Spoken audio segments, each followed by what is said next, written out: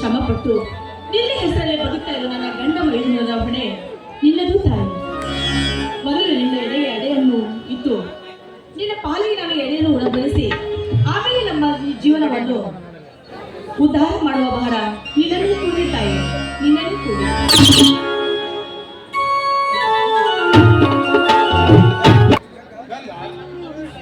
ಭೂಮಿ ತಾಯಿ ಕೊಟ್ಟ ಸಿಹಿಯ ಅಮೃತವನ್ನು ಭೂಮಿ ತಾಯಿಗೆ ಕೊಟ್ಟು ಸಿಂಪಡಿಸಿದೆಯಾ? ಹೌದು ಸ್ವಾಮಿ, ಭೂತಾಯಿ ಮಕ್ಕಳಾಗಿರೋ ನಾವು ಮೊದಲು ಈ ಭೂಮಾತೆಗೆ ಎಡೆ ಉಣಿಸಬೇಕು. ಸಿಹಿ ಹುಣ್ಣಿಮೆ ಆಗಿರೋ ಇವತ್ತು ಅವಳಿಗೆ ಊಟ ಬಡಿಸದೆ ನಾವು ಊಟ ಮಾಡಿದ್ರೆ ಹೇಗೆ ಸ್ವಾಮಿ? ಮೊದಲು ಈ ತಾಯಿ ಶಾಂತವಾಗಬೇಕು, ಆನಂತರ ಅವಳ ಮಕ್ಕಳಾಗಿರೋ ನಾವು ಶಾಂತವಾಗಬೇಕು. ಸ್ವಾಮಿ ಬನ್ನಿ, ಆಮೇಲೆ ಮಾತನಾಡುವುದಂತೆ. ಮೊದಲು ದೇವಿಗೆ ನಮಸ್ಕರಿಸಿ ಆಮೇಲೆ ಪ್ರಸಾದ ತೆಗೆದುಕೊಂಡವಾಯಿತು. ತಾಯಿ ಭೂಮಾತೆ ಬ್ರಹ್ಮಾಂಡದ ಗುರುಡೆಯನ್ನೇ ನಿನ್ನ ಗರ್ಭದಲ್ಲಿ ಇರಿಸಿಕೊಂಡು ಈ ಸುಂದರವಾದ ರೈತ ಮಗನನ್ನು ಉದ್ಧರಿಸು ತಾಯಿ. ನಿನ್ನ ಪಾದ ಕಮಲಗಳಿಗೆ ನಾನು ಬೇಡಿಕೊಳ್ಳುತ್ತೇನೆ. ಸತ್ಯವೇ ಸ್ವಾಮಿ ನಿಮ್ಮ ಮಾತು. ನೋಡಿ, ಈ ಭೂತಾಯಿಯನ್ನು ನಂಬಿ ಇವಳ ಸೇವೆ ಮಾಡ್ತಾ ಇರೋ ನಾವು ನಿಜವಾಗೂ ಭಾಗ್ಯಶಾಲಿಗಳು. ಒಂದ್ ಮಾತಲ್ಲಿ ಹೇಳಬೇಕಂದ್ರೆ ಮುಕ್ತಿ ಮಾರ್ಗವಾಗಿ ಶಕ್ತಿದಾಯಕವಾಗಿ ಈ ಮಣ್ಣನ್ನು ಮುಟ್ಟಿದ್ರೆ ಅವಳ ಬಾಳು ಚಿನ್ನವಾಗೋದ್ರಲ್ಲಿ ಯಾವ ಸಂದೇಹನೂ ಇಲ್ಲ ಸ್ವಾಮಿ. ನಸುಕಿನಲ್ಲಿ ದನಕರವನ್ನು ಹೊರಗೆ ಬಿಟ್ಟು ಕಸದ ಪುಟ್ಟೆಯನ್ನು ನೆತ್ತಿಯ ಮೇಲೆ ಹೊತ್ತು ತಿಪ್ಪೆಗೆ ಹಾಕುವವನೇ ಈ ಜಗತ್ತಿಗೆ ಅನ್ನ ಹಾಕುವ ಸೇವೆಯನ್ನು ಬೇದರೂ ಈ ರೈತನ ಕೈಯಲ್ಲಿ ಒಂದು ಕಾಸು ಕೂಡ ಇಲ್ಲ. ಆಗಿರ್ಬೋದು ಸ್ವಾಮಿ, ಯಾಕೆಂದ್ರೆ ಮನೆಯ ಖರ್ಚು, ಬೀಜ ಗೊಬ್ಬರದ ಖರ್ಚು ಎಲ್ಲವೂ ಈ ರೀತಿ ಉದ್ಭವಿಸಿ ನಿಂತಿರುವಾಗ ನಮ್ಮ ಕೈಯಲ್ಲಿ ಹಣ ಇಲ್ಲದೆ ಇರಬಹುದು. ನೋಡಿ, ಈ ಸಲವಾದರೂ ಬೆಳೆದ ಬೆಳೆಯಲ್ಲಿ ಸ್ವಲ್ಪ ಹಣವನ್ನು ಉಳಿಸಿಕೊಂಡ್ರೆ ಆಯ್ತು. ವಿಜಯಗೌಡ, ಮಣ್ಣಿನಲ್ಲಿ ಹುಟ್ಟಿದ ಈ ದೇಹ ಮಣ್ಣಿನಿಂದಲೇ ಚಿನ್ನವಾಗಬೇಕು. ಈ ಸಲ ತುಂಬಿ ನಿಂತಿರುವ ಬೆಳೆಯಲ್ಲಿ ತಮ್ಮನ ಮದುವೆ ಕಾರ್ಯವನ್ನು ಮಾಡಿ ಮುಗಿಸಿಬಿಡೋಣ. ಹೌದು ಸ್ವಾಮಿ, ಚಿಕ್ಕ ವಯಸ್ಸಲ್ಲಿ ತಂದೆ ತಾಯಿಯನ್ನು ಕಳೆದುಕೊಂಡು ನನ್ನ ಮೈದುನಿಗೆ ಆದಷ್ಟು ಬೇಗನೆ ನಾವು ಮದುವೆ ಮಾಡಿ ನಮ್ಮ ಹೊಣೆಯನ್ನು ಕಡಿಮೆ ಮಾಡಿಕೊಳ್ಳಬೇಕು. ಅದು ಅಲ್ಲದೆ 25 ವಯಸ್ಸಿಗೆ ಕಾಲಿರ್ತಾರ ನನ್ನ ಮೈದುನನು ಪ್ರತಿನಿತ್ಯ ನಾವು ಹೀಗೆ ಚಿಂತೆ ಮಾಡಿ ಕೈ ಬಿಟ್ರೆ ಆಟ, ಕುಸ್ತಿ, ಕಬಡ್ಡಿ ಅಂತ ಊರು ಹೋಗುತ್ತಿರುತ್ತಾನೆ, ಮನೆಯಲ್ಲಿ ಬಿಟ್ಟು ಬಿಡ್ತಾನೆ. ಒಂದು ಹೆಣ್ಣು ನೋಡಿ ಮದುವೆ ಮಾಡಿ ಮನೆ ದಾರಿ ಹಿಡಿಸಿದ್ರಾಯ್ತು.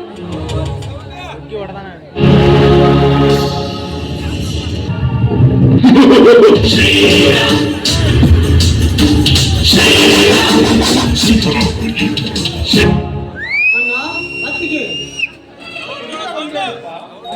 ಹೌದಣ್ಣ, ಈಗ ತಾನೇ ಬಂದೆ. ಏನಪ್ಪ ಮೈದುನ, ನಿನಗೆ ಈ ಮನೆಯಲ್ಲಿ ಹೇಳೋರು ಕೇಳೋರು ಯಾರು ಇಲ್ಲ ಅಂತ ತಿಳ್ಕೊಂಡಿದ್ಯಾ ಹೇಗೆ?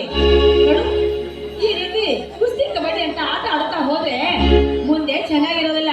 ಇದನ್ನೆಲ್ಲ ಬಿಟ್ಟು ಸರಿಯಾಗಿ ಹೇಳೋ ಮಾತನ್ನು ಕೇಳ್ತಾ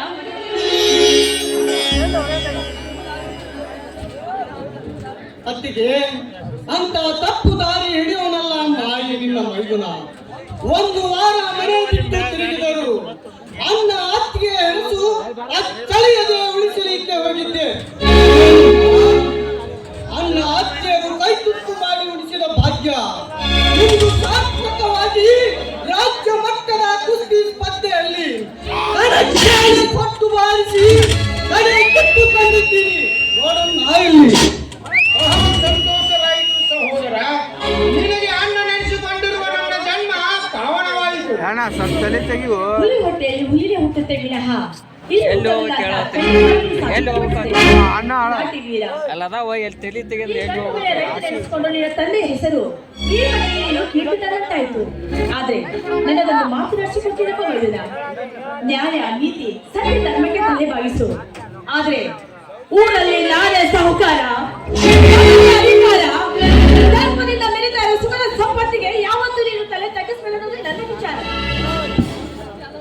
ಅಷ್ಟೇ ಅಲ್ಲ ತಮ್ಮ, ರಕ್ತದ ಮಡಿಲಿನಲ್ಲಿ ಹುಟ್ಟಿ ಜನಿಸಿಕೊಂಡು ಗಂಡು ಎಂದು ಜನಿಸಿಕೊಂಡಿರುವ ನಾವು ನ್ಯಾಯಕ್ಕಾಗಿ ನಮ್ಮ ಪ್ರಾಣವೇ ಹೋಗಲಿ, ಈ ಕಣ್ಣಿಗಾಗಿ ನಮ್ಮ ದೇಹ ಉಳ್ಳಲಿ, ನಾಲ್ಕು ನಾಲಿಗೆಯ ಮಾನದ ಪ್ರಾಣವೂ ಹೋಗಲಿ.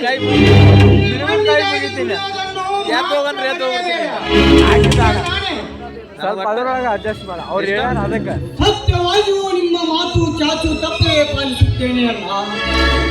ಶ್ರೀಮಂತ ವ್ಯಾಪಾರಿಗಳಿಗೆ ಸಿಂಹ ಸ್ವಪ್ನನಾಗಿ ನ್ಯಾಯದ ಕಾದಿಟ್ಟು ಮೆರೆಯುವ ರೌಡಿಗಳ ಎದೆ ತಟ್ಟಿ ಸತ್ಯದ ಸನ್ಮಾರ್ಗವನ್ನೇ ನೆನೆಸಿಕೊಂಡು ನಾಡನ್ನು ಉಳಿಸುವ ತಾಯಿಯ ಮಗನಾಗಿ ತಾಯಿಯ ಮಗನಾಗಿ ಸಾಕಾ? ಹಂಗಾಗಿ ಸಹೋದರ, ರೈತನಾಗಿ ಹುಟ್ಟಿದ್ದಕ್ಕೂ ಸ್ವಾರ್ಥಕವಾಗುತ್ತದೆ. ಜಗತ್ತಿಗೆ ಅನ್ನ ಹಾಕುವ ಅನ್ನದಾತನಾಗಬೇಕು ವಿನಃ ಇನ್ನೊಬ್ಬರ ಕೈ ಕೆಳಗೆ ನಿಂತು ಸಂಬಳ ತೆಗೆದುಕೊಳ್ಳುವ ಅಧಿಕಾರಸ್ಥನಾಗಬಾರದು. ಇನ್ನೊಬ್ಬರ ಕಾಲು ಕೆಳಗೆ ನಿಂತು ಕೈ ಎದ್ದು ಬೇಡುವ ಸಂಬಳ ತೆಗೆದುಕೊಳ್ಳುವ ಇದಾಗಬಾರದು. ಏನೇ ಆಗಲಿ ಈ ಮಣ್ಣಿಗಾಗಿ ದುಡಿಯೋದನ್ನು ಮಾತ್ರ ಮರೆಯಬೇಡ. ನಿಜ ಅನ್ನ. ಏನೇ ಆಗಲಿ ನಂಬಿ ತಿಳಿದುಕೋ ಈ ಮಣ್ಣಿನ ಮರ್ಮವನ್ನು. ಏನೇ ಆಗಿರ್ಲಿ, ನಮ್ಮ ಹೊಟ್ಟೆಯಲ್ಲಿ ಮಕ್ಕಳು ಹುಟ್ಟಿಲ್ಲ ಅನ್ನೋ ಹೊಟ್ಟೆಗೆ ನಿಲ್ಲಿಸಿರೋ ನೀನು 100 ಕಾಲದ ನಿನ್ನ ಅತ್ತಿಗೆ ಆಸೆ. ಇದೇ ಸಂತೋಷದ ಸಂಭ್ರಮದಲ್ಲಿ ನಿಮ್ಮ ಅಣ್ಣನ ಕೈಯನ್ನು ಸೇರಿ ಮತ್ತು ಗೀತೆ ಹಾಡೋಣ.